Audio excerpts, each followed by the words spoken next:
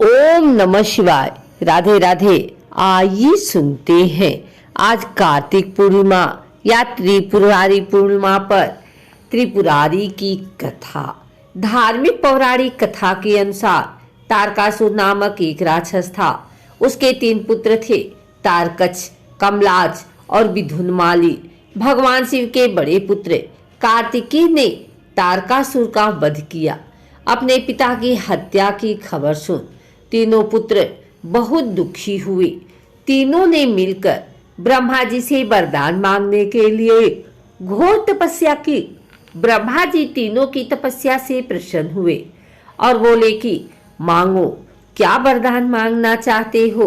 तीनों ने ब्रह्मा जी से अमर होने का वरदान मांगा, लेकिन ब्रह्मा जी ने उन्हें इसके अलावा कोई दूसरा वरदान मांगने को कहा। तीनों ने मिलकर फिर सोचा और इस बार ब्रह्मा जी से 3 अलग नगरों का निर्माण करवाने के लिए कहा, जिसमें सभी बैठकर सारी पृथ्वी और आकाश में घूमा जा सके। 1000 साल बाद जब हम मिले और हम तीनों के नगर मिलकर एक हो जाएं और जो देवता तीनों नगरों को एक ही बार से नष्ट करने की क्षमता रखता हो, वही हमारी मृत्यु का कारण हो। ब्रह्मा जी ने उन्हें यह वरदान दे दिया। तीनों वरदान पाकर बहुत खुश हुए। ब्रह्मा जी के कहने पर मैदानों ने उनके लिए 3 नगरों का निर्माण किया। तारकच के लिए सोने का, कमला के लिए चांदी का और विधुनमाली के लिए लोहे का नगर बनाया गया। तीनों ने मिलकर तीनों लोकों पर अपना अधिकार जमा लिया।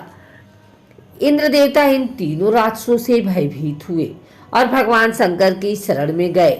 इंद्र की बात सुन भगवान शिव ने इन दानवों का नाश करने के लिए एक दिव्य रथ का निर्माण किया। इस दिव्य रथ की हर एक चीज देवताओं से बनी।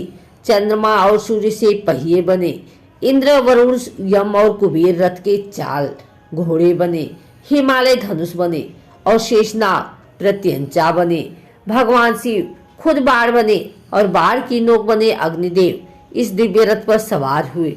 खुद भगवान शिव भगवानों से बने इस रथ और तीनों भाइयों के बीच भयंकर युद्ध हुआ। जैसे ही ये तीनों रथ एक सिद्ध में आए, भगवान शिव ने बाण छोड़ा, तीनों का नाश कर दिया।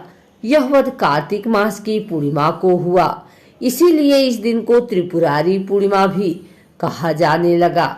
इसी वध के बाद भगवान शिव को त्रिपुरारी कहा जाने लगा।